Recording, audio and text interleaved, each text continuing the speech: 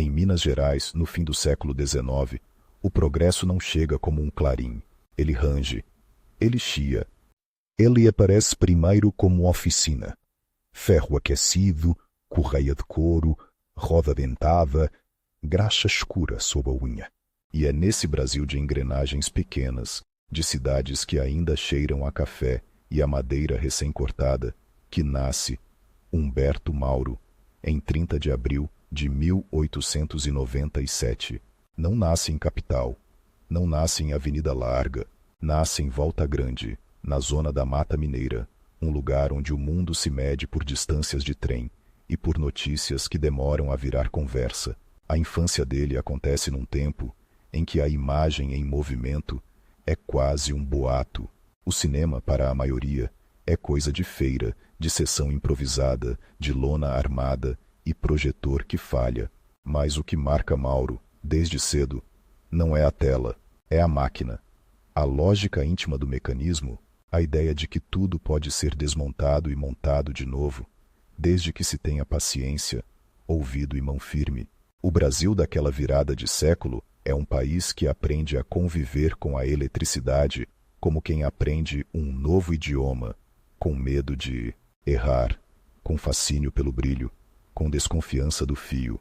Quando a família se desloca para Cataguases, e Cataguases, naquele começo de século, é mais do que um ponto no mapa. É um nó industrial, em formação, cidade de fábricas têxteis, de sirenes, de operários, de capital local. O menino encontra um ambiente que combina com ele. Ali, a modernidade não é abstrata. Ela tem endereço, tem horário, tem barulho. A cidade cresce com a indústria e com o trem. Cresce com a disciplina do relógio e com a promessa de que o interior também pode ser moderno. Desde que trabalhe, Mauro vai se formando como autodidata num sentido muito mineiro da palavra. Aprende fazendo, aprende consertando, aprende olhando por dentro. Antes de ser cineasta, ele é um homem de oficina. Trabalha com eletricidade, com rádio, com mecânica. A técnica para ele não é um degrau para a arte, é o chão. E esse chão ele é áspero. É feito de improviso, de peça que falta, de ferramenta emprestada, de solução inventada na hora. O Brasil não oferece um mercado de cinema estruturado, não oferece escolas, não oferece estúdios equipados no interior. O que existe é vontade e um punhado de gente que acredita que dá para fazer. Cataguases, nos anos 1910 e 1920, respira um tipo de ambição que não é a do Rio de Janeiro, nem a de São Paulo. É uma ambição local, quase teimosa, a de provar que uma cidade do interior pode produzir cultura com a mesma seriedade com que produz tecido, e isso não acontece sozinho. Há uma elite industrial que financia iniciativas, há circulação de ideias, há jornais, há clubes, há uma vida social que quer se ver refletida. O cinema entra aí como espelho e como vitrine. O primeiro contato de Mauro com o cinema não é o de um espectador deslumbrado, apenas com a história, é o de alguém que quer entender como aquilo funciona. O projetor, a câmera, a película, a luz. A imagem não é magia, é engenharia. E ao mesmo tempo é feitiço, porque uma vez que se entende o mecanismo, abre-se a possibilidade de controlar o feitiço, de fabricar o encantamento com as próprias mãos. No Brasil do cinema mudo, especialmente fora dos grandes centros, filmar é uma operação artesanal. Não há cadeia industrial que garanta película, laboratório, distribuição. Cada filme é uma aventura logística. A câmera é pesada, a película é cara, a revelação é um risco, a luz é um problema constante. Ou se filma ao ar livre, ou se inventa iluminação com o que houver. E o som ainda não existe como obrigação técnica, mas existe como música ao vivo, como ruído da sala, como comentário do público. Isso dá ao cinema mudo uma liberdade estranha. Ele é limitado e, por isso mesmo, inventivo. Mauro começa a se aproximar de um grupo que vai se tornar decisivo. Gente de Cataguases, que quer fazer cinema de verdade, não apenas registrar eventos. O chamado ciclo de Cataguases não é um movimento com manifesto. É uma constelação de esforços, de amizades, de dinheiro local, de teimosia. É cinema feito com a cara e com o corpo do interior, mas com olhos voltados para o que se faz lá fora. E nesse ambiente, Mauro encontra o seu lugar natural. Ele é o homem que resolve, o homem que faz a câmera funcionar, que pensa a cena e ao mesmo tempo pensa o tripé, a lente, o enquadramento, o tempo de exposição. Um diretor que também é técnico, um poeta que sabe soldar. Há algo de profundamente moderno nisso, porque o cinema, desde o começo, é uma arte industrial. Mesmo quando é artesanal, ele depende de máquina, e Mauro não tem medo da máquina. Ele confia nela, confia tanto que se permite ousar. A oficina vira extensão do olhar, a chave de fenda vira parente do lápis, e a câmera, essa caixa que engole luz, vira uma espécie de ferramenta de carpintaria. Serve para construir um mundo.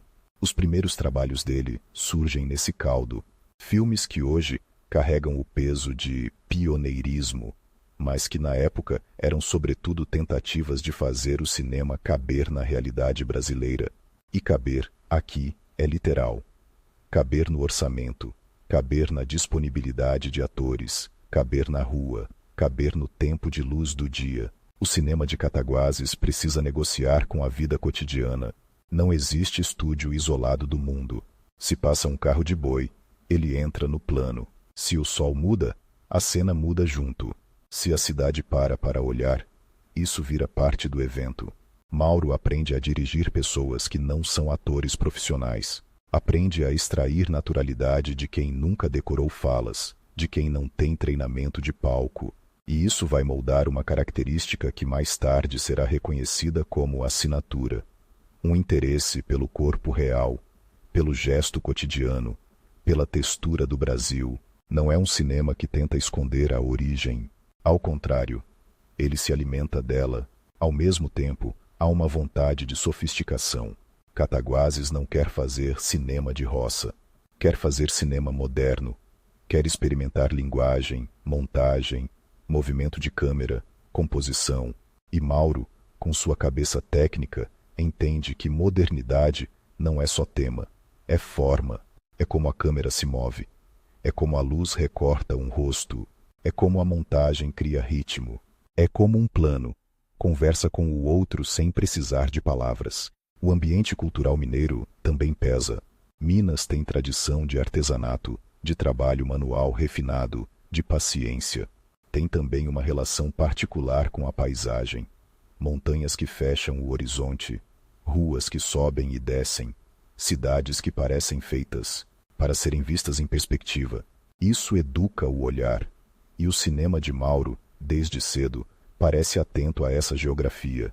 Não é apenas cenário, é estrutura.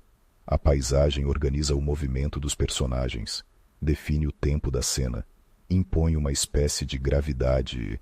Nos anos 1920, o Brasil vive uma modernização desigual. Há automóveis e há carroças, há rádio e há carta que demora, há fábricas e há lavoura.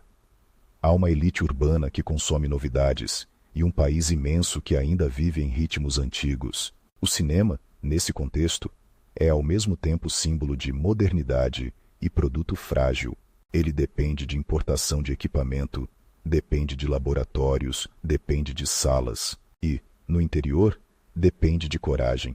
Mauro se torna, pouco a pouco, um nome central nesse esforço.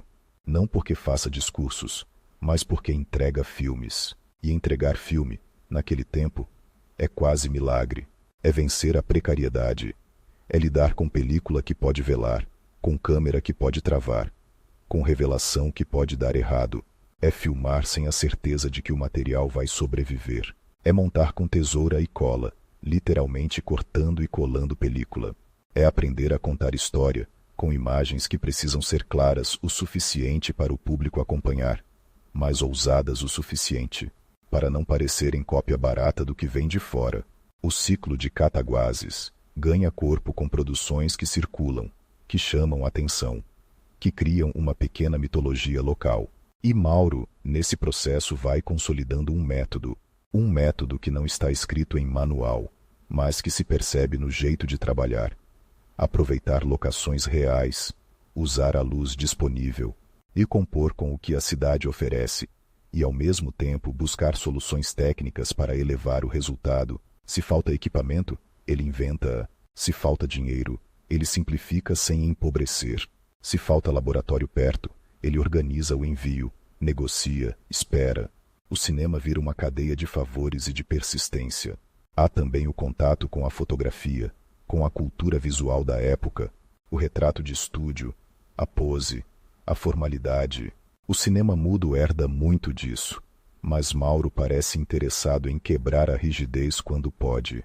Ele quer movimento, quer vida, quer que a câmera não seja apenas um olho parado, mas um corpo que se desloca, e isso, num cinema brasileiro ainda engatinhando, é uma ousadia. O interior mineiro oferece uma matéria-prima que o cinema urbano não tem. A proximidade com o trabalho manual, com a fábrica, com a rua onde todo mundo se conhece. E isso cria uma relação diferente entre câmera e filmado. Não é uma equipe que chega de fora para capturar exotismo. É gente filmando a própria cidade, os próprios vizinhos, os próprios espaços. A intimidade. E a intimidade muda tudo. A câmera não é intrusa, é convidada. Às vezes é motivo de orgulho, às vezes é motivo de riso, mas está ali, no meio. Mauro vai se tornando um cineasta que pensa com as mãos, e isso não é metáfora bonita, é literal. Ele mexe em equipamento, ajusta, adapta. O cinema brasileiro daquele período não separa funções como o cinema industrial americano. Aqui, o diretor muitas vezes é também produtor, técnico, montador, solucionador de problemas. E Mauro se encaixa perfeitamente nesse perfil, com uma diferença. Ele tem um senso estético que vai além do pragmatismo e ele não quer apenas registrar, quer compor. A década de 1920 é também um período de efervescência cultural no Brasil, com modernismo, com debates sobre identidade nacional, com a ideia de que o país precisa se ver de outro jeito. Mesmo que Mauro não esteja no centro desses salões paulistas, ele respira o mesmo ar do tempo, a vontade de modernizar a forma, de encontrar uma linguagem brasileira, de não depender apenas de modelos importados. Só que, em Cataguases, isso se traduz menos em manifesto e mais em prática, em filme feito, em imagem construída. E há um detalhe importante. O cinema mudo exige que a imagem carregue o sentido e não há diálogo gravado para explicar. Há intertítulos, sim, mas eles são pontes, não muletas. Isso obriga o diretor a pensar visualmente, obriga a criar clareza por composição, por gesto, por montagem. Mauro aprende isso na marra. Aprende que um olhar pode substituir uma frase, que um corte no momento certo pode criar tensão, que um movimento de câmera pode revelar informação sem precisar escrever. A oficina, de novo, aparece como metáfora concreta, porque montar um filme é como montar uma máquina. Cada peça precisa encaixar. Um plano mal colocado faz o conjunto falhar. Um corte errado quebra o ritmo. E Mauro, com sua mentalidade de mecânico, entende ritmo como funcionamento. O filme precisa rodar, precisa girar sem travar, precisa levar o espectador adiante. Cataguases, com suas fábricas e sua disciplina industrial, também ensina algo sobre produção. A importância do processo. Não dá para depender só de inspiração. É preciso organizar, planejar, repetir. E, ao mesmo tempo, o cinema é imprevisível. Chove, a luz muda, a película acaba, o ator falta. O improviso é inevitável. Mauro aprende a viver nessa tensão. Método e improviso, engrenagem e acaso. Os longas do período mudo que ele realiza e que projetam seu nome, dentro das limitações de circulação do cinema brasileiro, ajudam a consolidar essa reputação de alguém que sabe fazer cinema acontecer. E isso num país onde muita coisa fica pela metade, vale ouro. A fama de pioneiro não nasce apenas da cronologia, Nasce da capacidade de construir uma prática, de criar um jeito de filmar onde não havia, mas o pioneirismo tem um preço. Ele acontece longe do centro. E longe do centro significa longe do dinheiro grande, longe da distribuição ampla, longe da imprensa que consagra. O cinema brasileiro, naquela época, é fragmentado. Há iniciativas regionais, há esforços isolados, há talentos espalhados, e a história oficial tende a ser escrita a partir do eixo que concentra poder. Mauro começa no lugar errado, para quem quer carreira industrial. Só que, para quem quer aprender a linguagem na base, talvez seja o lugar certo. O público de Cataguases e região vê aqueles filmes com um tipo de envolvimento que o público de uma metrópole talvez não tenha. Reconhece ruas, reconhece rostos, reconhece modos de vestir. O cinema vira documento involuntário. E Mauro, mesmo quando faz ficção, está registrando um Brasil que raramente aparece nas telas importadas. Um Brasil de interior industrial, de cidade média, de gente que trabalha em fábrica e volta para casa a pé, de festas locais, de paisagens, que não são cartão postal do Rio. Essa atenção ao Brasil real não é um programa ideológico explícito. É consequência do lugar e das condições. Filma-se o que se tem. E o que se tem é o entorno. Só que Mauro filma o entorno com cuidado, com enquadramento pensado, com uma vontade de beleza que não é turística, é estrutural. Ele encontra linhas, sombras, volumes. Encontra cinema onde outros veriam apenas rua. Aos poucos, a figura dele se desenha com uma contradição que vai acompanhá-lo. Ele é um modernizador, mas não é um homem de indústrias. Ele quer avançar a linguagem, mas não parece interessado em disputar mercado como um empresário. Ele prefere a oficina ao escritório. Prefere resolver um problema de câmera a negociar com distribuidores. E isso num país onde o destino de um filme depende tanto de quem o exibe quanto de quem o faz. É uma escolha que cobra seu pedágio. Ainda assim, o nome Humberto Mauro começa a circular para além de Minas, porque o que se faz em Cataguases chama atenção justamente por ser improvável. Um polo regional de cinema, no interior, produzindo longas, experimentando forma, isso não é comum. E, quando algo assim acontece, o centro olha, às vezes com curiosidade, às vezes com condescendência, às vezes com genuíno interesse. Mauro entra no radar. E ele não é apenas diretor, ele é roteirista, técnico, alguém que entende o cinema como totalidade. Isso o torna valioso num ambiente em que falta mão de obra especializada. O Brasil não tem uma indústria consolidada que forme profissionais em escala. Quem sabe fazer, aprende fazendo. E quem aprende, vira referência. O período do ciclo de Cataguases também é marcado por uma espécie de comunidade criativa. Fazer cinema ali não é trabalho solitário, é rede. É gente que empresta espaço, que atua, que ajuda, que financia. É uma cidade que por um momento se comporta como estúdio. E Mauro, no centro dessa rede, vai refinando sua linguagem, vai entendendo como dirigir, como montar, como criar atmosfera. Vai percebendo que o cinema não é apenas técnica, é tempo, é espera. É o momento em que a luz bate de um jeito específico, é o instante em que um rosto revela algo sem dizer. E, enquanto isso, o mundo do cinema lá fora muda rápido. Hollywood se industrializa cada vez mais. A Europa experimenta vanguardas, monta teorias, cria escolas. O cinema deixa de ser novidade e vira linguagem madura. No Brasil, essa maturidade chega em ondas, com atraso, com adaptações. Mauro, no interior, acompanha como pode, por revistas, por filmes que chegam, por conversas, e ele absorve, não copia, absorve e traduz para o que tem à mão. A tradução é a chave. Porque não se trata de repetir o que se faz fora, trata-se de fazer caber aqui. E aqui significa orçamento curto, equipamento limitado, atores amadores, logística difícil. Significa também um público com expectativas próprias, acostumado a melodrama, a narrativas claras, a emoções diretas. Mauro precisa equilibrar experimentação e comunicação. Precisa ser moderno sem perder o espectador.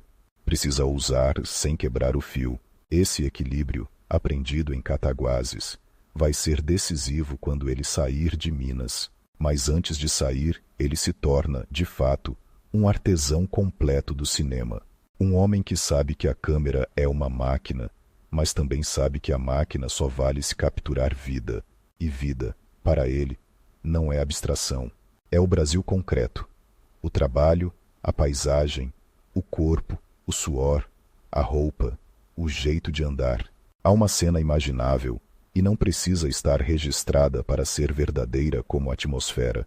De Mauro, numa oficina à noite, com uma lâmpada fraca, mexendo em equipamento, testando, ajustando, enquanto a cidade dorme e a fábrica ao longe já silenciou. O cinema, nesse momento, não é glamour. É insistência. É alguém que prefere ficar acordado para fazer a engrenagem rodar. Porque, se a engrenagem rodar, amanhã dá para filmar. E filmar, naquele Brasil, é sempre amanhã. Sempre a próxima tentativa. Sempre a próxima solução. O cinema não é uma linha reta. É uma sequência de improvisos bem-sucedidos. Mauro se especializa nisso. E, ao se especializar, cria uma assinatura. A imagem como coisa construída, trabalhada, lapidada com ferramentas. A câmera como extensão da oficina. A oficina como coração do cinema. Quando se fala em formação de Humberto Mauro, não se deve imaginar diploma, escola, professor.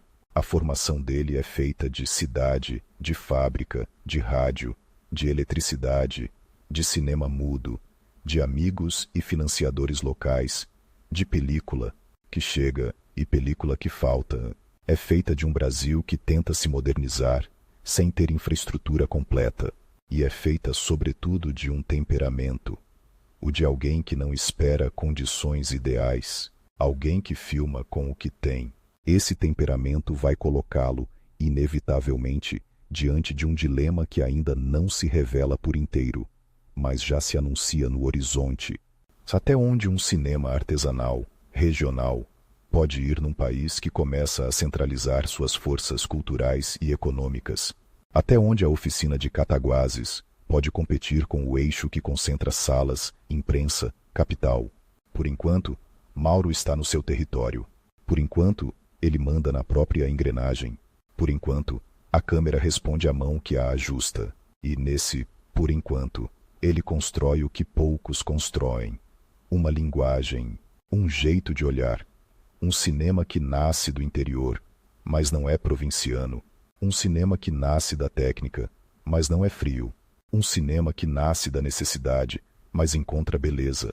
E quando o nome Humberto Mauro começa a atravessar as fronteiras de Minas, ele leva consigo esse cheiro de oficina, esse som de metal, essa certeza de que a imagem, antes de ser arte, é trabalho.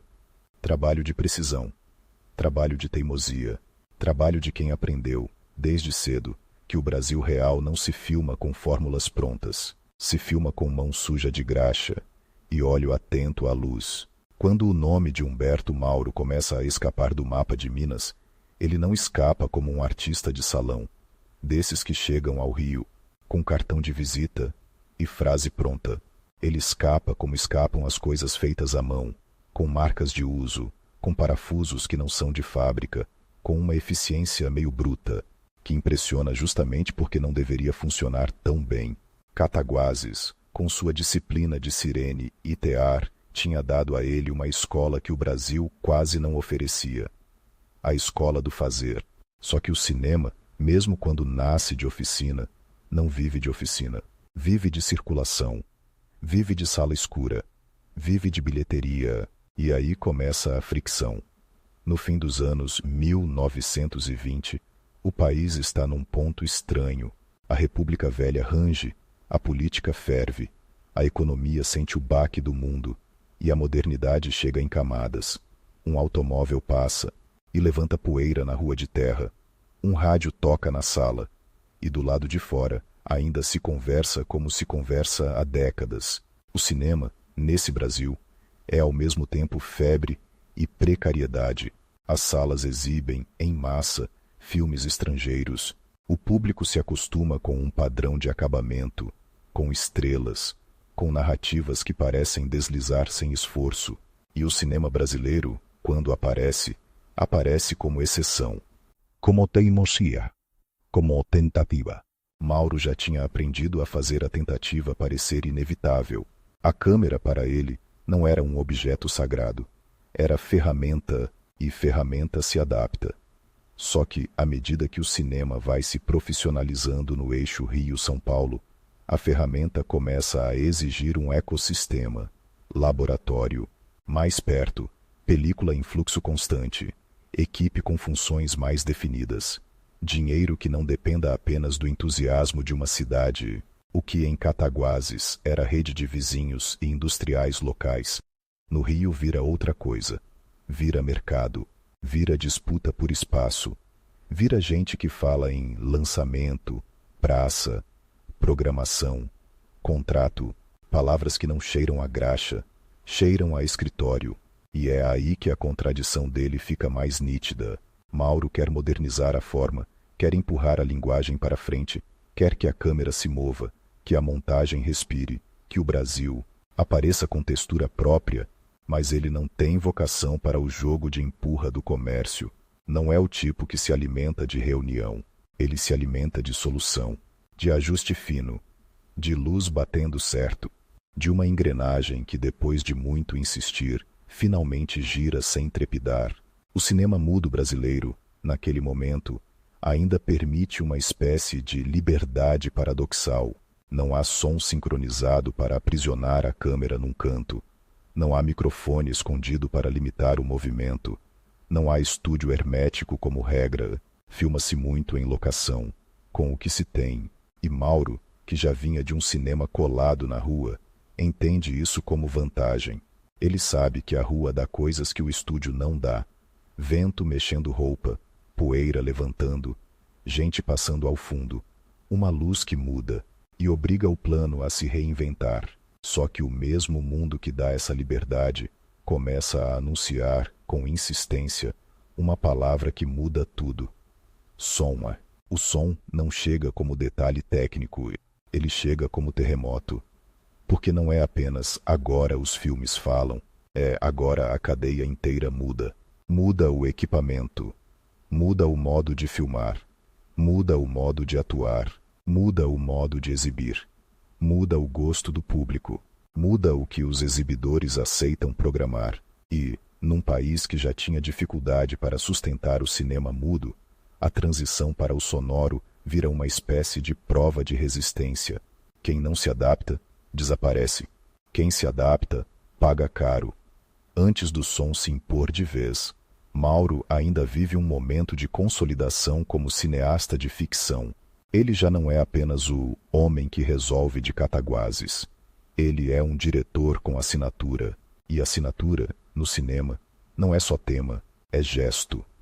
É a maneira como um rosto é enquadrado, como um corpo atravessa o espaço, como a câmera escolhe ficar perto ou longe. Mauro gosta de uma imagem que trabalha, uma imagem que não é só ilustração do enredo, mas matéria viva. Ele filma como quem conhece o peso das coisas. O peso de uma porta, o peso de uma ferramenta, o peso de um corpo cansado. E isso dá aos filmes dele uma densidade que para alguns parece estranha, diferente, difícil. Para outros, é justamente o que falta no cinema brasileiro, uma forma que não peça desculpas por existir. Só que o Brasil do final dos anos 1920 não recompensa facilmente esse tipo de diferença. A distribuição é precária, fragmentada, muitas vezes dominada por interesses que não têm nada a ver com qualidade. Um filme pode ser bom e não ser visto, e pode ser ousado e ser punido por isso. Pode ser moderno e parecer errado para um público acostumado a outro ritmo. E, no meio disso, o diretor que não gosta de brigar por espaço acaba ficando à mercê de quem briga. O deslocamento para o Rio de Janeiro, quando se torna inevitável, não é uma viagem romântica rumo ao centro cultural, é uma mudança de clima. Em Cataguases, o cinema era quase uma extensão da cidade. A equipe se misturava com a vida local, as locações eram conhecidas, Os apoios vinham de relações pessoais.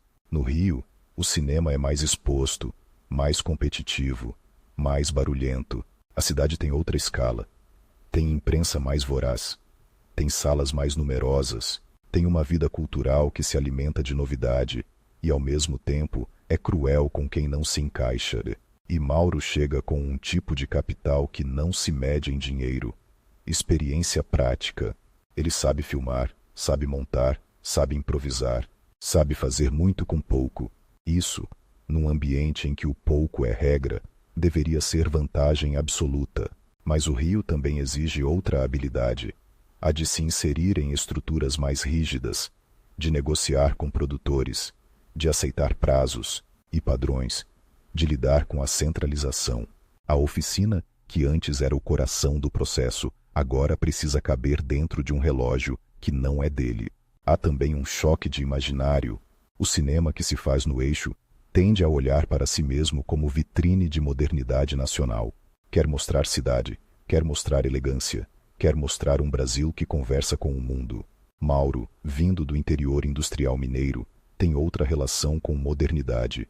Para ele, modernidade é máquina funcionando, é trabalho, é técnica aplicada ao cotidiano. Ele não filma a modernidade como ornamento, filma como estrutura, e isso muda o tipo de imagem que ele procura. Em vez de apenas exibir fachadas, ele se interessa por engrenagens. Em vez de apenas exibir glamour, ele se interessa por gesto. O cinema brasileiro, nesse período, vive uma tensão constante entre desejo e possibilidade. Desejo de competir com o estrangeiro, possibilidade limitada, por falta de capital, de infraestrutura, de continuidade. Muitos projetos nascem e morrem rápido. Muitos estúdios tentam se firmar e não conseguem. E, no meio dessa instabilidade, o cineasta que quer apenas filmar de verdade, com tempo para experimentar, com liberdade, para errar e acertar, encontra um terreno escorregadio, porque o mercado quer segurança, quer fórmula, quer retorno rápido, e Mauro não é homem de fórmula. Mesmo assim, ele se aproxima de ambientes onde o cinema tenta se organizar de modo mais profissional. O Rio, no começo dos anos 1930, é um lugar onde se sente a pressão do novo cinema chegando. O público começa a exigir som. Os exibidores começam a preferir filmes falados. As companhias estrangeiras dominam o circuito com tecnologia e catálogo. E os brasileiros, para não desaparecerem, precisam correr atrás. Só que correr atrás, no Brasil, significa muitas vezes improvisar em cima de improviso. Adaptar equipamento, construir soluções locais, fazer o que Mauro sempre fez, com a diferença de que agora o padrão de comparação ficou mais alto e o tempo ficou mais curto. O som, além de caro, é disciplinador. No cinema mudo, a câmera podia se mover com mais liberdade, porque o ruído do mecanismo não importava. No sonoro inicial, a câmera vira um problema. Faz barulho, precisa ser isolada. Muitas vezes fica presa em cabines, perde mobilidade. A iluminação muda, porque os novos equipamentos exigem condições específicas. A atuação muda, porque agora a voz entra em cena, e com ela entram sotaques, dicções, ritmos de fala. No Brasil, país de variações regionais, isso é um campo minado, e ao mesmo tempo uma riqueza. Mas para o cinema comercial, costuma ser tratado como risco. Mauro, que sempre pensou o cinema como imagem antes de tudo, se vê diante de uma escolha prática. Ou entra na corrida do sonoro com tudo o que isso implica: dinheiro, equipamento, estúdio, padronização. Ou encontra um caminho onde a câmera continue funcionando, mesmo que isso signifique aceitar outras regras. E ele ainda está, nesse momento, tentando manter as duas coisas: a ambição estética e a sobrevivência do ofício.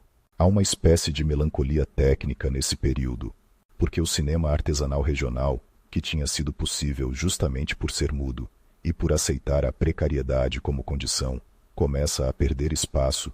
A janela se fecha, não por falta de talento, mas por mudança de tecnologia e de mercado.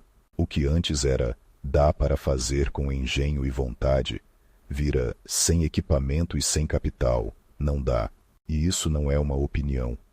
É uma realidade material. Película, laboratório, som, estúdio, distribuição. Tudo encarece. Tudo se concentra. E, no entanto, Mauro não parece alguém que desiste.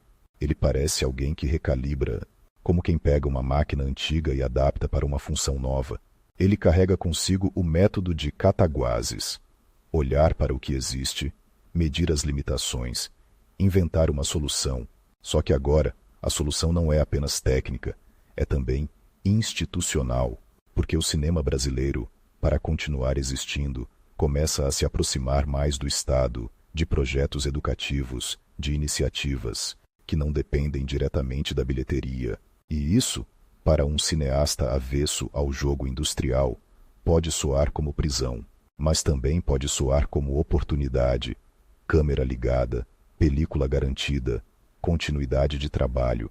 Antes que essa virada institucional se imponha de vez, Mauro ainda tenta afirmar sua ficção num ambiente que muda sob seus pés. Ele traz para o Rio uma vontade de modernizar a forma que não é decorativa. Ele quer que o cinema brasileiro pareça cinema, no sentido mais duro da palavra. Montagem que pensa, enquadramento que decide, movimento que significa. Ele não está interessado em filmar teatro. E isso é crucial, porque o sonoro, em muitos lugares, empurrou o cinema para um tipo de teatralidade. Câmera parada, atores falando. Cena longa, pouca invenção visual. Mauro, formado no mudo, sabe que a força do cinema está em outra parte, e ele insiste nisso. Insiste com a teimosia de quem já passou a vida resolvendo o problema. Só que agora, o problema não é apenas como iluminar uma cena com pouca luz, ou como fazer a câmera não travar. O problema é como fazer um filme existir num circuito que não está preparado para ele. Porque o circuito, no Brasil, decide destinos. Um filme pode ser lançado e desaparecer. Pode ser exibido pouco, mal divulgado, mal compreendido.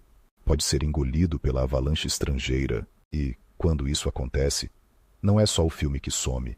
Some a chance de o diretor continuar naquele caminho. O Rio também traz outra camada. A proximidade com debates culturais mais amplos, com a ideia de Brasil como projeto. Nos anos 1930, o país vai se reorganizando politicamente, e a cultura passa a ser vista como ferramenta de construção nacional. Isso vai afetar o cinema de maneira direta. A imagem em movimento deixa de ser apenas entretenimento ou curiosidade técnica, vira instrumento de educação, de propaganda, de registro. E Mauro, que sempre filmou o Brasil real com precisão artesanal, é um candidato natural a esse tipo de trabalho. Ele sabe olhar, sabe registrar, sabe fazer a máquina funcionar em condições difíceis. Só que, para alguém que gosta de liberdade formal, a ideia de cinema como missão pode ser ao mesmo tempo sedutora e sufocante. Nesse período de transição, ele vive uma espécie de dupla identidade. De um lado, o cineasta que quer fazer ficção moderna, que quer experimentar, que quer colocar o Brasil numa linguagem cinematográfica avançada.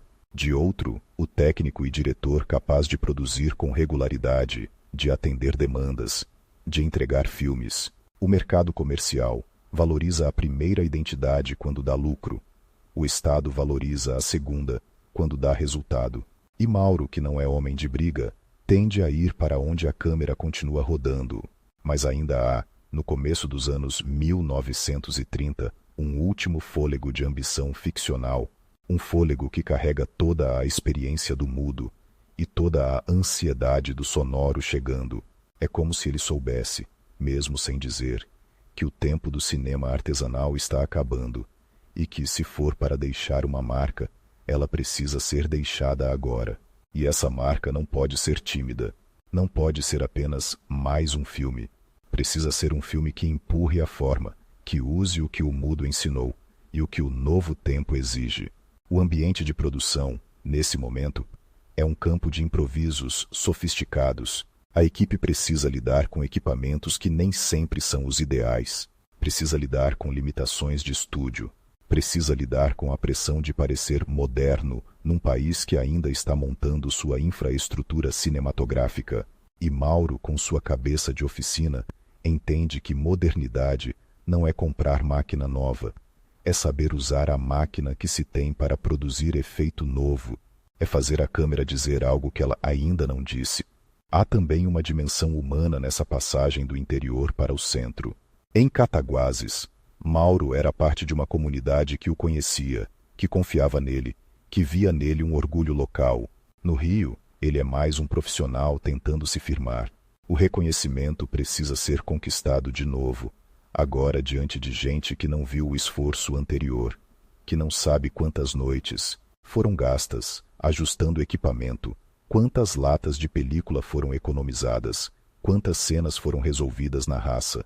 O centro não costuma ter paciência com a história do interior. O centro quer resultado imediato e, mesmo assim, ele carrega o interior no olhar, não como nostalgia, mas como método. Ele continua interessado em textura, em trabalho, em corpo, em paisagem como estrutura. Mesmo quando filma em ambientes mais urbanos, há um jeito de observar que não é o do cartão postal, é o do artesão. Olhar para a matéria, para a superfície, para o peso. O cinema dele não quer apenas contar, quer mostrar como as coisas são feitas, como um gesto nasce, como uma decisão aparece no corpo. Essa insistência na materialidade é, ao mesmo tempo, força e risco. Força, porque dá ao cinema dele uma densidade rara. Risco, porque o mercado muitas vezes prefere o liso, o fácil, o reconhecível. E o Brasil, entrando na década de 1930, está cada vez mais pressionado a escolher caminhos rápidos. O sonoro exige investimento, o público exige novidade, os exibidores exigem produto que encha a sala, e o cineasta que quer experimentar vira facilmente um problema. O que Mauro faz então é o que sempre fez. Trabalha. Trabalha como quem acredita que o cinema se resolve no plano, no corte, na luz. Trabalha como quem prefere a oficina ao palanque. Só que agora, a oficina não é apenas um quarto com ferramentas. É o próprio campo cinematográfico brasileiro, com suas engrenagens, maiores, mais pesadas, mais difíceis de mover. E ele tenta, com as mãos, mover essas engrenagens. A sensação desse período é de corrida contra o tempo. Não uma corrida heróica, dessas que se contam com música alta. Uma corrida silenciosa, de bastidor.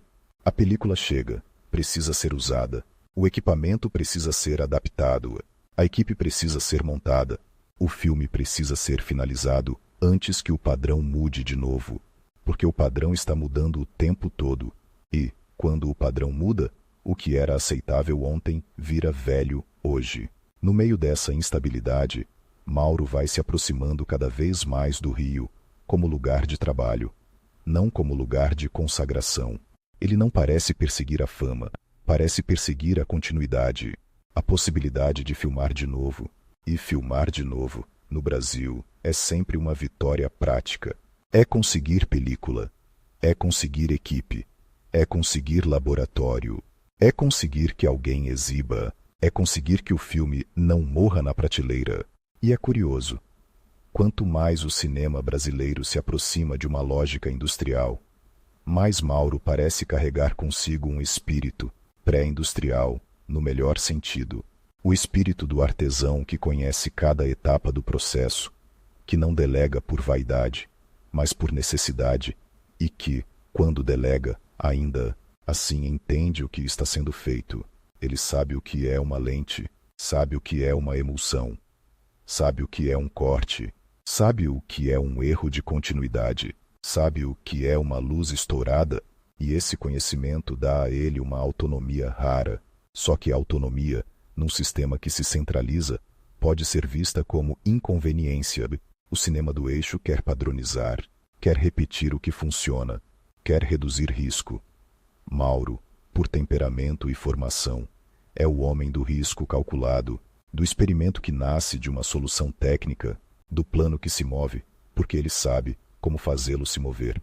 e isso cria um atrito inevitável com a profissionalização que chega carregando regras. A década de 1930, no Brasil, vai ser o tempo em que muitas portas se fecham e outras se abrem. Para Mauro, a porta do cinema comercial de ficção não se fecha de uma vez. Ela range como as máquinas do começo da vida dele, range com a chegada do som, range com a centralização, range com a distribuição que privilegia o estrangeiro, range com a necessidade de capital. E, enquanto ela range, ele ainda tenta passar por ela carregando a câmera no ombro, carregando a oficina inteira na cabeça. O resultado dessa tentativa, dessa insistência em fazer a forma avançar, num momento em que o país quer apenas sobreviver tecnologicamente, eles vai desembocar num filme que nasce já cercado por tensão, filmado em 1931, lançado em 1933, atravessando exatamente o período em que o cinema brasileiro troca de pele. Um filme que carrega o mudo dentro do sonoro, que carrega a liberdade dentro da disciplina, que carrega a oficina dentro do estúdio. Um filme que, no momento em que aparece, encontra um público e um circuito que talvez estejam olhando para outro lado, hipnotizados pela novidade de ouvir vozes na tela, pela promessa de modernidade importada, pela pressa de acompanhar o mundo. E Mauro, nesse limiar, continua sendo o mesmo homem, o que confia na máquina, mas não se ajoelha diante dela, o que aceita estruturas quando precisa, mas tenta, dentro delas, manter a mão livre, o que prefere a precisão do trabalho ao barulho da disputa. Um cineasta que atravessa a modernização brasileira como quem atravessa uma oficina em funcionamento, desviando de correias, ouvindo o ritmo das engrenagens, procurando o ponto exato onde um pequeno ajuste muda tudo.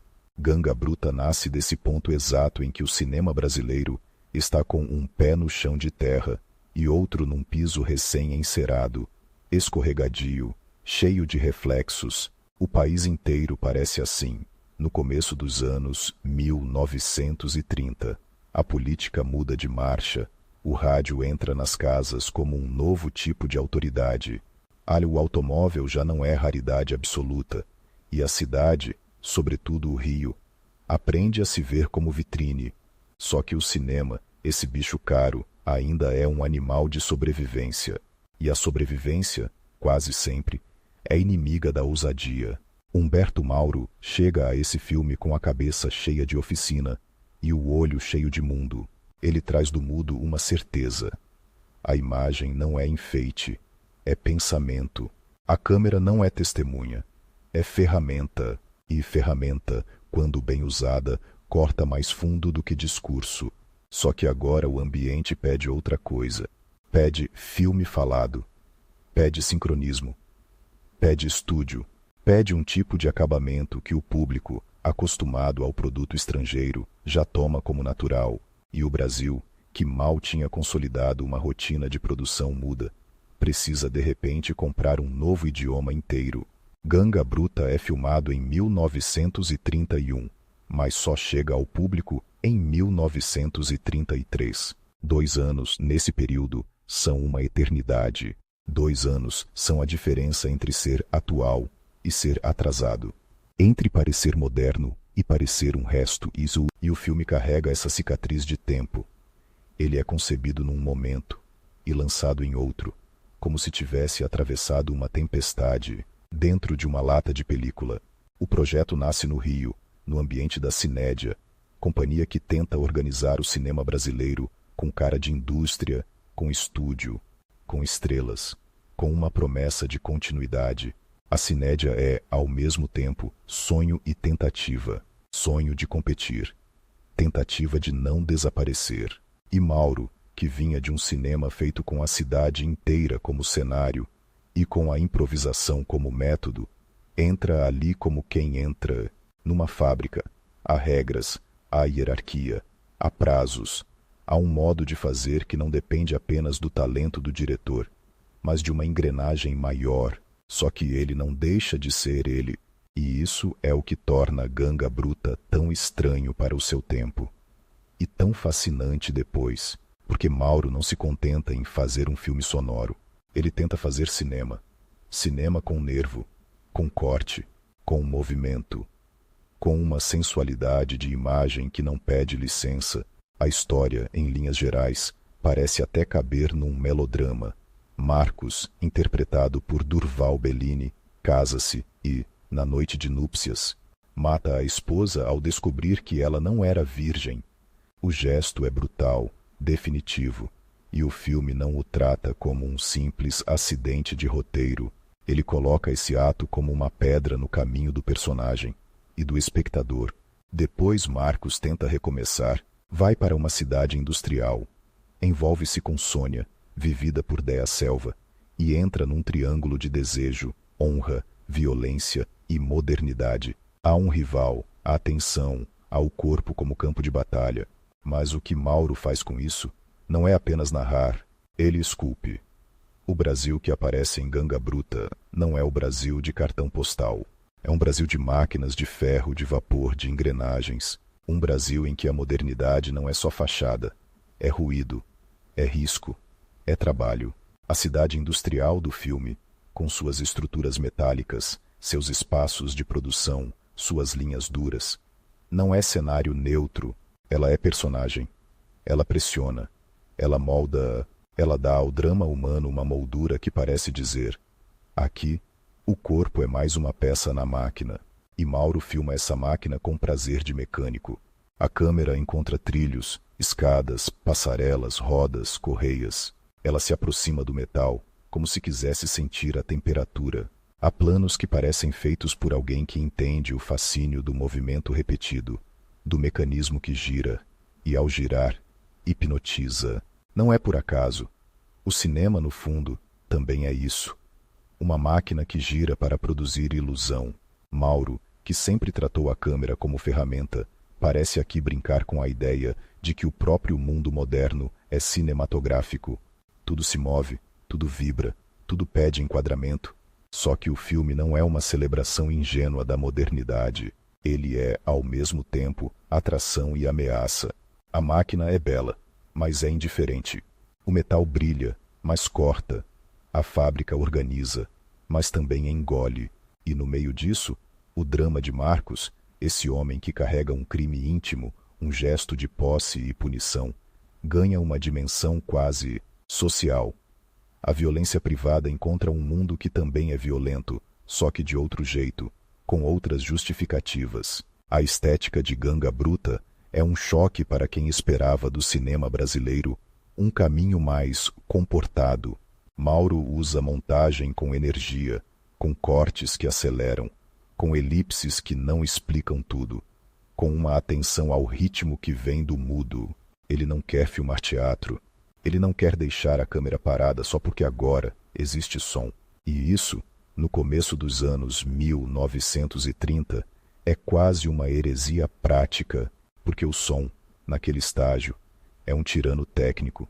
O cinema sonoro inicial exige silêncio no set, exige controle, exige que a câmera, barulhenta, seja isolada, exige microfones que captam o que não deveriam captar, exige atores que falem de um jeito entendível para um público amplo, exige estúdio, ou pelo menos um ambiente controlado, e o resultado em muitos lugares foi um cinema engessado. Planos longos, câmera fixa, gente falando como se estivesse no palco. Mauro tenta escapar disso. Ele tenta manter a câmera viva. Só que o filme é, também, produto dessa transição. Ganga Bruta é frequentemente lembrado como um filme sonoro, mas ele carrega muito do mudo na sua construção. Há trechos em que a força está na imagem, no gesto, no corte, mais do que na fala, e isso cria uma sensação híbrida.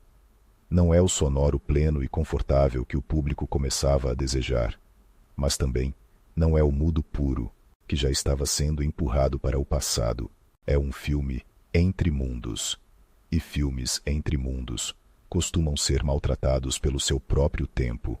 A recepção inicial foi fria, problemática, marcada por incompreensão e por um circuito que já estava com a cabeça em outra coisa. O público queria ouvir, queria novidade, queria o milagre do som como espetáculo em si.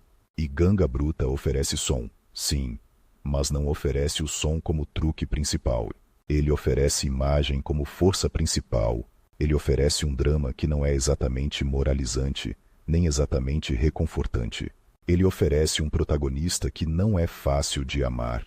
E oferece, sobretudo, uma forma que pede do espectador um tipo de atenção que o mercado raramente recompensa. Há também o peso do tema. Um homem que mata a esposa na noite de núpcias por uma ideia de honra sexual. Isso não é apenas trama, é espelho de uma mentalidade, e o filme não transforma esse gesto em simples lição. Ele o coloca como ferida aberta para um público que muitas vezes buscava no cinema uma fuga, um glamour, uma fantasia urbana. Esse começo é um soco, e o soco, quando não vem embalado por uma moral clara, incomoda mais. Além disso, a distribuição no Brasil era um labirinto. Não bastava fazer o filme.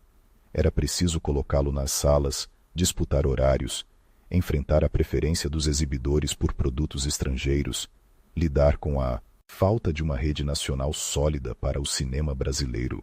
Um filme podia ser lançado, e ainda assim, não acontecer. Podia passar rápido, em poucas sessões, sem campanha, sem boca a boca suficiente.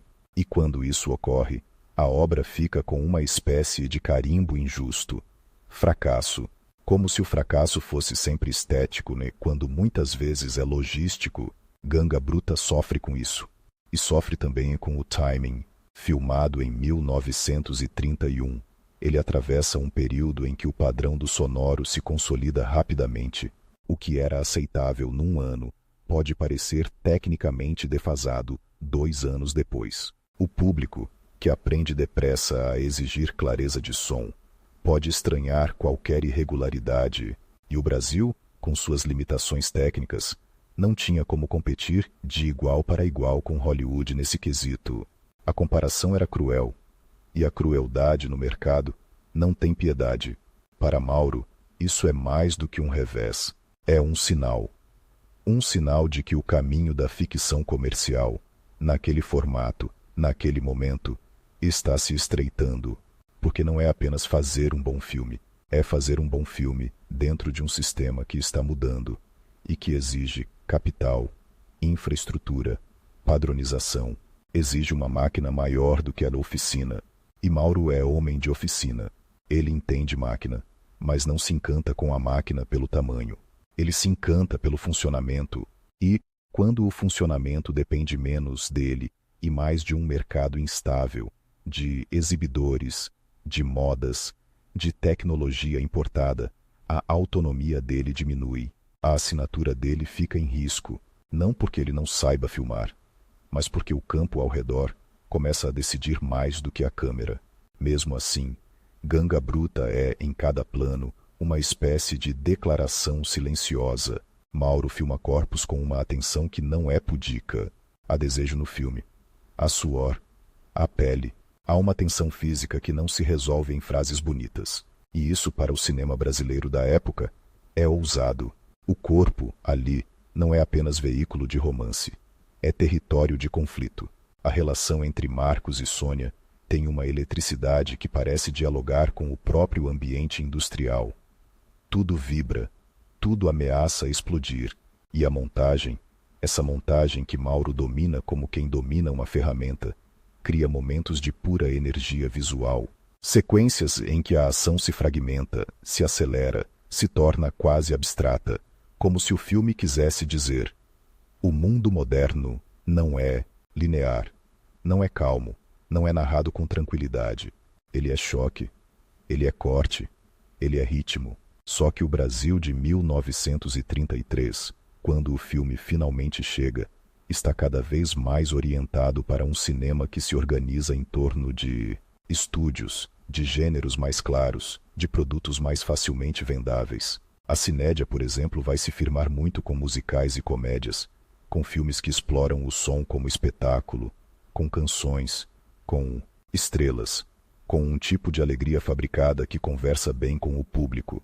Ganga Bruta, com sua densidade e sua violência, aparece um parente estranho nessa família. E aí acontece uma coisa típica da história do cinema. O filme que não encontra lugar no seu tempo, encontra lugar no tempo seguinte.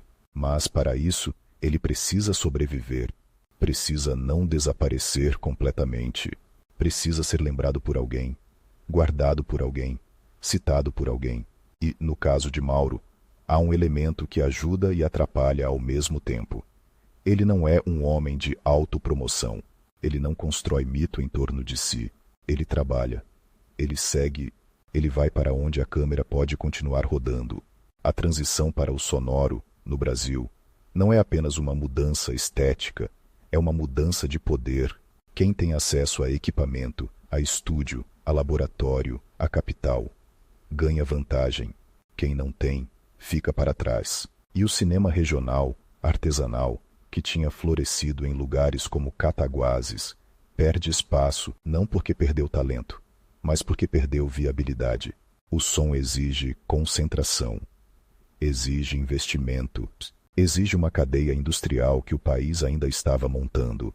Mauro, que tinha sido um dos grandes nomes desse cinema artesanal, se vê diante de uma encruzilhada prática. Continuar insistindo na ficção comercial significa entrar numa disputa que não é apenas artística, é econômica, é política, é tecnológica, e ele não tem temperamento para a guerra de mercado.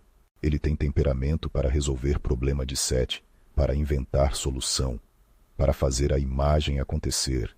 Ganga Bruta, então, vira uma espécie de último grande gesto de liberdade dentro de um sistema que se fecha, um gesto que, ironicamente, não é reconhecido como tal no momento, porque o reconhecimento, muitas vezes, depende de contexto, depende de uma crítica que saiba ler, depende de um público disposto, depende de uma tradição que ainda não existe.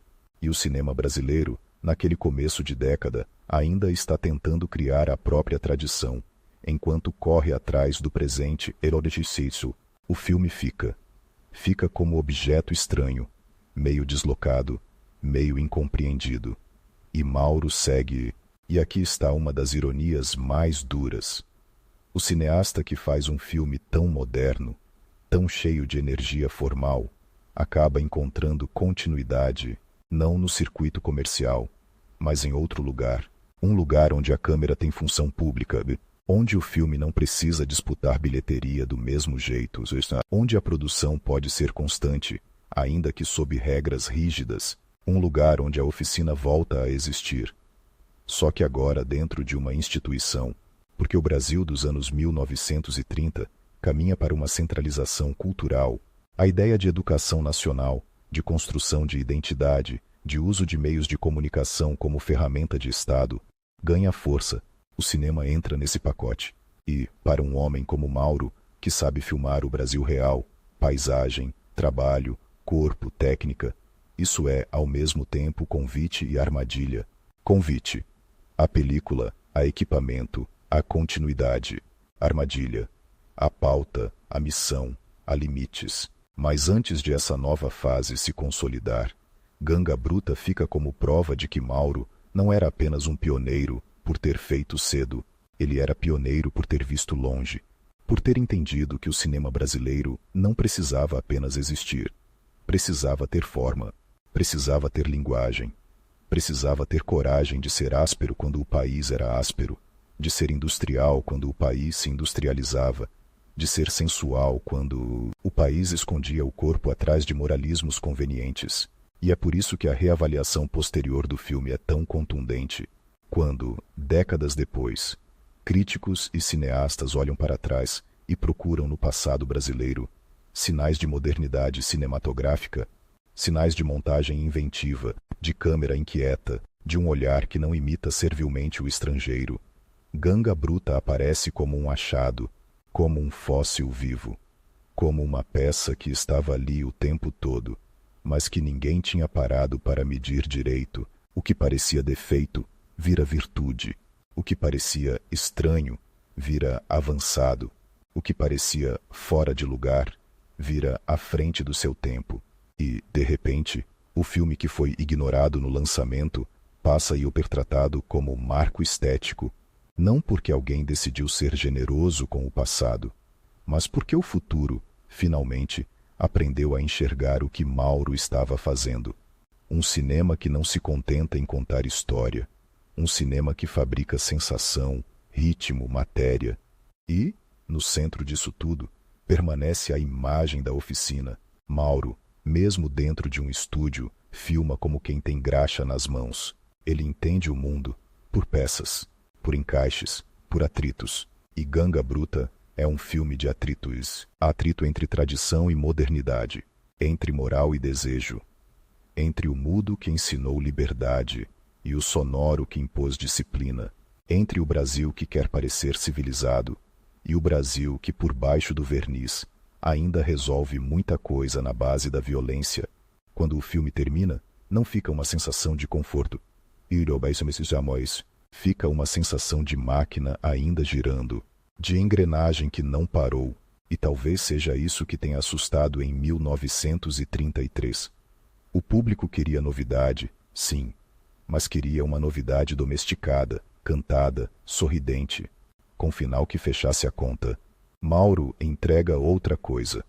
Entrega um Brasil que range, um Brasil que trabalha, um Brasil que deseja, um Brasil que machuca. E, para o próprio Mauro, esse gesto tem um preço, porque o cinema comercial, naquele momento, não perdoa quem não se encaixa.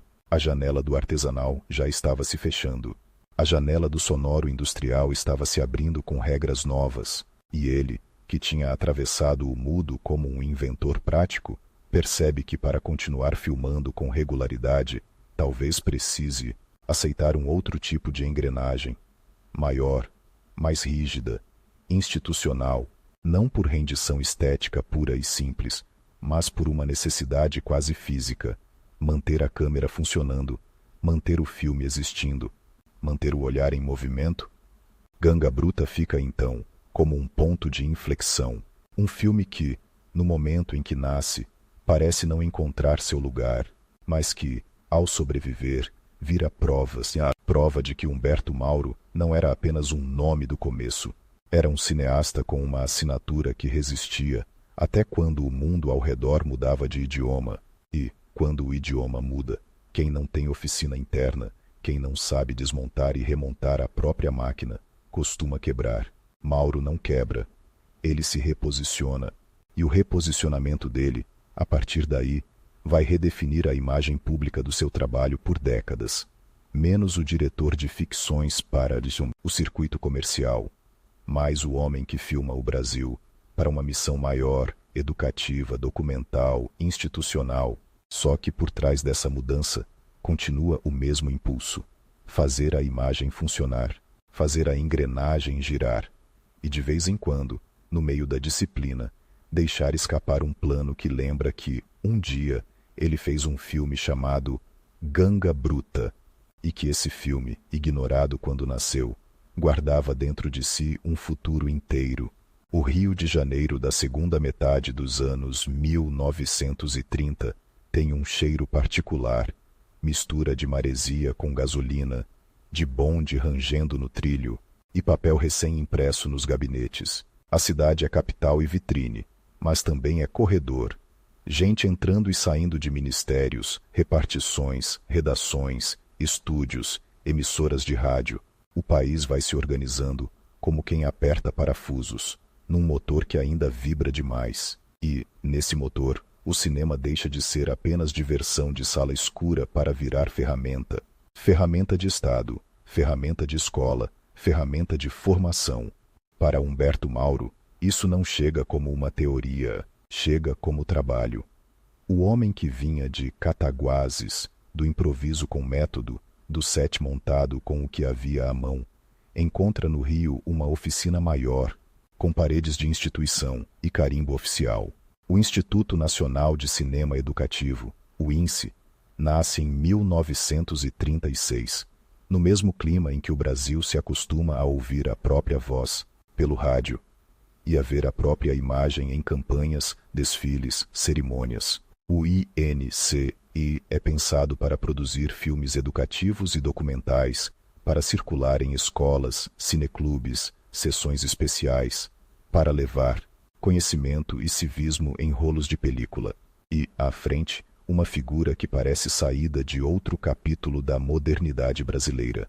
Edgar Roquette Pinto, médico, antropólogo, pioneiro do rádio, homem de ciência e de comunicação.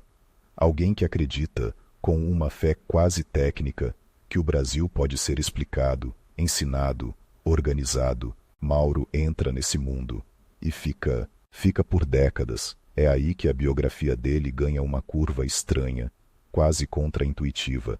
O diretor que, quando filmava ficção, filmava com nervo e risco, passa a produzir em volume, com regularidade, dentro de uma estrutura que tem missão, pauta, objetivo pedagógico.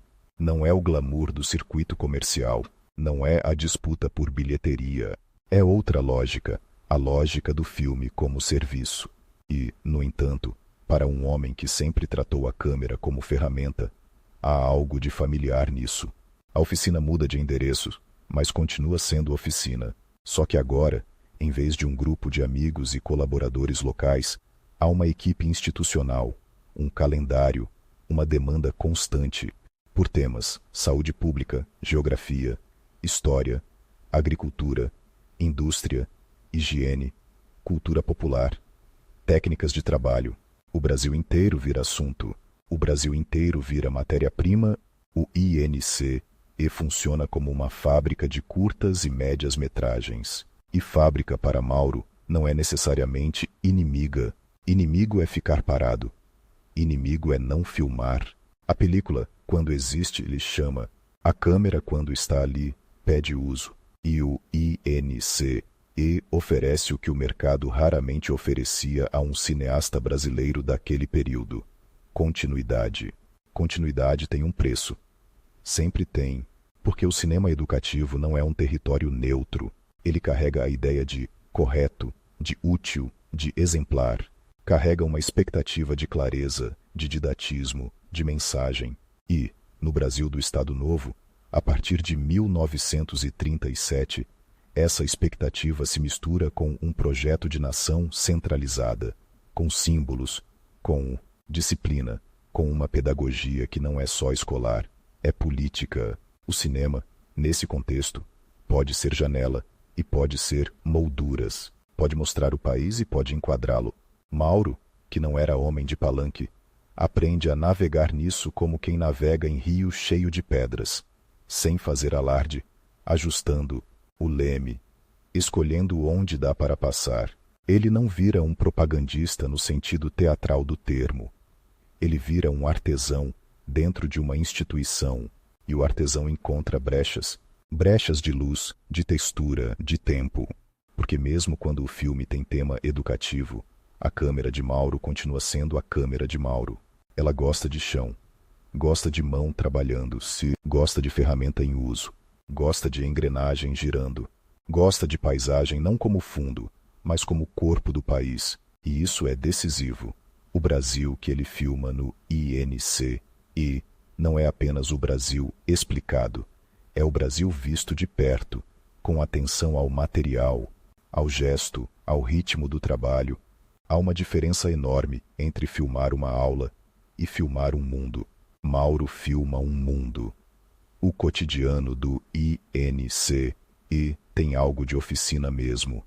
Latas de filme, cheiro de químico, rolos etiquetados, prateleiras, moviolas, a luz dura de laboratório, o som seco de equipamento sendo ajustado. O cinema, ali, é menos evento e mais rotina. E a rotina, para quem tem vocação de inventor prático, é terreno fértil, porque a invenção não acontece só no grande projeto.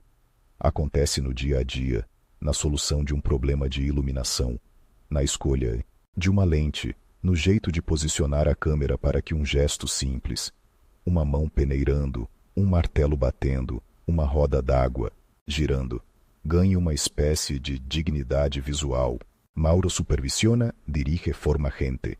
A instituição precisa de método. E ele tem método. Precisa de alguém que saiba fazer com pouco. E ele sempre soube. Precisa de alguém que entenda o Brasil fora do eixo do estúdio. E ele traz isso no olhar, desde Minas. O INCE Com Roquete Pinto, quer educar. Mauro, com sua câmera, acaba também preservando imagens de práticas, de paisagens, de modos de fazer que sem o cinema se perderiam no ar. E é curioso como a palavra educativo pode enganar, porque na prática, muitos desses filmes são também um arquivo sensível do país, um arquivo de luz. O Brasil filmado por Mauro no primeiro INC, e tem sol estourando em branco em certas horas, tem sombra pesada sob telhados, tem poeira levantando, em estrada, tem água refletindo o céu, tem mata fechada, tem litoral, tem interior, tem gente trabalhando. E o trabalho, para ele, nunca é abstrato. É músculo, é repetição, é técnica, é cansaço, é orgulho. É uma coreografia que a câmera aprende a respeitar. A câmera, aliás, continua sendo máquina e Mauro continua sendo mecânico. O cinema educativo exige clareza, mas a clareza não precisa ser feia. Mauro sabe disso. Ele organiza o olhar do espectador como quem organiza uma bancada. Cada coisa no seu lugar, mas com beleza no arranjo. Um plano geral para situar, um plano médio para aproximar, um detalhe para revelar. E, de repente, o filme que deveria apenas ensinar também encanta, não com truque, mas com precisão. Só que, enquanto ele filma sem parar, a memória pública do Humberto Mauro, autor, vai ficando estranha, deslocada, porque o circuito comercial é barulhento. Estrelas, estreias, críticas, bilheterias, escândalos, modas. O circuito institucional é silencioso, sessões em escolas, projeções em auditórios, circulação burocrática, catálogos. O nome do diretor, muitas vezes, não é o centro. O centro é o tema, a missão, a instituição. E assim acontece um fenômeno quase cruel. O cineasta que ajudou a inventar uma linguagem de ficção no Brasil passa a ser conhecido, para muita gente, como o homem do cinema educativo. Como se a ficção tivesse sido um capítulo encerrado, como se Ganga Bruta fosse um acidente, como se a ousadia formal tivesse sido uma juventude que a vida corrigiu. Mas a vida não corrigiu. A vida redirecionou. O que muda é o tipo de liberdade. No cinema comercial, a liberdade é promessa e risco. Você pode tentar, mas pode quebrar. No INCE, a liberdade é pequena, cotidiana, escondida. Você não escolhe tudo, mas você filma sempre. E filmar sempre, para Mauro, é uma forma de respirar. Há também o peso do tempo. O cinema brasileiro, ao longo das décadas seguintes, vai se transformar várias vezes. Vêm novas gerações, novas estéticas, novas urgências. Vêm as chanchadas, vem a industrialização parcial, vem crises, vem tentativas, vem movimentos. E no meio disso, Mauro permanece numa espécie de linha paralela, produzindo para o INCE, atravessando governos, atravessando mudanças, mantendo uma disciplina de oficina. Essa permanência tem algo de monástico, não no sentido religioso, mas no sentido de dedicação a um ofício. A câmera como rosário, a moviola como altar, a película como matéria. E, ao mesmo tempo, essa permanência tem algo de ambíguo, porque o cinema educativo, por mais que registre o país, também pode ser instrumento de uma visão oficial. E o Brasil do século XX é cheio de visões oficiais que tentam se impor como verdade única. O INCE, ligado ao Ministério da Educação e Saúde, opera dentro de um projeto de modernização e de pedagogia nacional. Há temas que interessam, há temas que não interessam e há modos de mostrar que são preferidos, há modos de mostrar que são evitados. Mauro não é um rebelde performático. Ele não faz disso um drama público. Ele trabalha. E, trabalhando, deixa marcas. As marcas estão no jeito como ele filma o Brasil real, sem transformá-lo em caricatura. No jeito como ele encontra beleza em coisas que, para um olhar apressado, seriam apenas conteúdo. No jeito como ele dá tempo ao gesto. No jeito como ele respeita a materialidade. Madeira, ferro, barro, água, tecido, pele. O cinema dele, mesmo quando serve a uma pauta, não perde o tato. E isso é uma assinatura. Uma assinatura que por muito tempo fica escondida sob o carimbo institucional. Enquanto isso, Ganga Bruta vai virando lenda subterrânea. Um filme que alguns lembram, outros citam, poucos veem. Porque ver, de fato, depende de cópia, de preservação, de acesso. E o cinema brasileiro, durante décadas, convive com um fantasma constante. A perda, películas que se deterioram, que pegam fogo, que somem, que são cortadas, que são esquecidas em depósitos. A história do cinema no Brasil é também a história de um arquivo ferido. Nesse cenário, a sobrevivência de um filme não é garantida. É quase um milagre técnico, um milagre de latas bem guardadas, de gente que se importa, de instituições que preservam, de restaurações que chegam a tempo. E, quando um filme sobrevive, ele pode renascer em outra época com outro sentido. É exatamente o que acontece com Ganga Brutas. Décadas depois, quando o cinema brasileiro já passou por outras revoluções, quando a ideia de autor ganha força, quando a crítica aprende a olhar para trás com outros olhos, quando cineastas e estudiosos procuram genealogias, procuram ancestrais estéticos, nome de Humberto Mauro volta a brilhar de um jeito diferente, não apenas como pioneiro cronológico, mas como alguém que, lá atrás, já experimentava uma modernidade de linguagem que o país ainda não sabia nomear.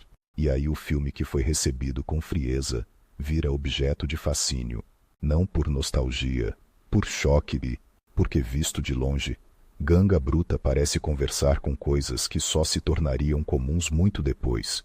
Uma montagem mais agressiva, uma câmera que não aceita ser apenas registradora, uma sensualidade que não pede desculpas, uma relação entre corpo e máquina que tem algo de moderno, quase industrial, quase futurista, mas sem ingenuidade. O filme que parecia fora de lugar, em 1933, passa a aparecer no lugar certo, dentro de uma história maior do cinema. E, nesse movimento de reavaliação, a figura de Mauro ganha uma duplicidade fascinante. De um lado, o autor de um filme de ficção que se torna referência. De outro, o trabalhador incansável do cinema educativo, com uma filmografia imensa, muitas vezes menos vista, menos comentada, mas fundamental para entender como o Brasil se filmou a si mesmo ao longo do século. É como se existissem dois Humbertos Mauro na memória pública, o do gesto raro e o do gesto repetido. Só que, na verdade, é o mesmo homem, o mesmo olhar, a mesma oficina interna. A revalorização não acontece de uma vez. Ela é feita de textos críticos, de depoimentos, de sessões especiais, de cineclubes, de retrospectivas, de restaurações. É feita também de uma mudança de sensibilidade. O público e a crítica passam a aceitar que o cinema brasileiro não precisa ser medido apenas pelo padrão industrial estrangeiro, nem apenas pela bilheteria, nem apenas pelo acabamento técnico de época. Passam a medir por invenção, por linguagem, por coragem formal, por capacidade de olhar o país sem filtro importado. E Mauro, nesse novo critério, cresce, mas há um detalhe que torna tudo ainda mais paradoxal. Enquanto o mito do pioneiro se consolida, a maior parte da vida dele foi passada longe do mito, dentro de uma rotina institucional, fazendo filmes que não tinham a aura do grande lançamento. Ele não viveu como celebridade, viveu como artesão. E isso muda o tipo de legado que ele deixa, porque o legado dele não é apenas um punhado de títulos famosos, é uma maneira de filmar, uma ética de ofício, uma crença prática de que cinema se faz com olho e mão, com técnica e sensibilidade, com paciência e improviso, com respeito ao mundo material. Quando se fala em colaboração com Roquete Pinto, por exemplo, não se trata apenas de dois nomes importantes se encontrando. Trata-se de um encontro entre duas ideias de Brasil. Roquete Pinto, com seu impulso de catalogar, explicar, educar, integrar. Mauro, com seu impulso de ver, registrar, dar forma, encontrar poesia no concreto. O INCE Sob essa combinação, vira um lugar onde o cinema não é só entretenimento e não é só propaganda. É também um laboratório de linguagem documental, um espaço onde a imagem aprende a ser útil, sem ser necessariamente pobre. E Mauro, com sua experiência do mudo, com sua habilidade de contar com imagens, leva para o cinema educativo uma qualidade que nem sempre é comum nesse tipo de produção. A capacidade de fazer o espectador entender, sem ser esmagado por palavras. A imagem para ele continua sendo pensamento, mesmo quando a narração explica, mesmo quando o filme tem objetivo didático, a câmera não vira mera ilustração. Ela continua investigando texturas, ritmos, relações. O tempo passa. O Brasil muda. O Rio muda. A tecnologia muda. O cinema muda. E Mauro envelhece dentro dessa mudança como alguém que não abandona a bancada. Há algo de comovente nisso. Um homem que atravessa o nascimento do cinema brasileiro, que participa do ciclo regional, que enfrenta a transição do som, que faz um filme como Ganga Bruta e depois passa décadas filmando o país em outra chave, como se dissesse, sem dizer, o importante é continuar rodando. Só que continuar rodando também significa aceitar limites. E os limites, às vezes, deixam marcas invisíveis. Quantas ideias de ficção ficaram pelo caminho? Quantos projetos pessoais não encontraram espaço? Quantas ousadias foram trocadas por segurança de produção? A instituição dá continuidade, mas cobra disciplina. E disciplina, para um artista, pode ser abrigo. E pode ser gaiola. Mauro parece ter entendido isso cedo. E, em vez de bater nas grades, ele aprende a trabalhar com elas, a encontrar ângulos, a encontrar frestas, a fazer do filme educativo um lugar onde a beleza pode existir sem pedir licença. É por isso que, quando se olha para a trajetória dele inteira, a imagem que volta sempre é a da oficina. Não apenas a oficina literal, com ferramentas e engrenagens, mas a oficina como modo de estar no mundo, o cinema como trabalho manual e mental, a câmera como máquina que precisa ser compreendida por dentro, a imagem como coisa construída, não apenas capturada. E no fim, é essa oficina que explica a sobrevivência do nome Humberto Mauro. Porque pioneiro não é só quem chega primeiro. Pioneiro é quem abre caminho e deixa ferramentas. Mauro deixou ferramentas. Deixou um filme que o tempo precisou aprender a amar. Deixou uma massa enorme de imagens do Brasil, feitas com rigor e sensibilidade, dentro de uma instituição que, por mais rígida que fosse, lhe deu o que ele mais precisava, a chance de continuar filmando, e deixou, sobretudo, uma lição silenciosa, quase teimosa. Mesmo quando o mercado ignora, mesmo quando a moda passa, mesmo quando a tecnologia muda, a câmera ainda pode ser uma extensão da mão. E a mão, quando sabe o que faz, encontra beleza até no parafuso apertado no lugar certo. Humberto Mauro morre em 1983, já num Brasil que começa a olhar para o próprio cinema com outra consciência histórica, já num tempo em que a palavra autor circula com mais força, já num ambiente em que Ganga Bruta pode ser visto não como erro, mas como descoberta. E é estranho pensar que o filme mais famoso dele precisou de décadas para ser ouvido de verdade, enquanto ele, durante essas mesmas décadas, filmava sem parar, como quem não espera aplauso, como quem só quer que a engrenagem não pare. No fundo, talvez seja isso que torna a história dele tão brasileira. A obra que nasce cedo demais, o reconhecimento que chega tarde e a carreira que se constrói no trabalho contínuo, muitas vezes invisível, e a sensação de que, por trás de cada plano, existe sempre alguém com as mãos sujas de graxa, ajustando a máquina para que o país, por alguns minutos, possa se ver,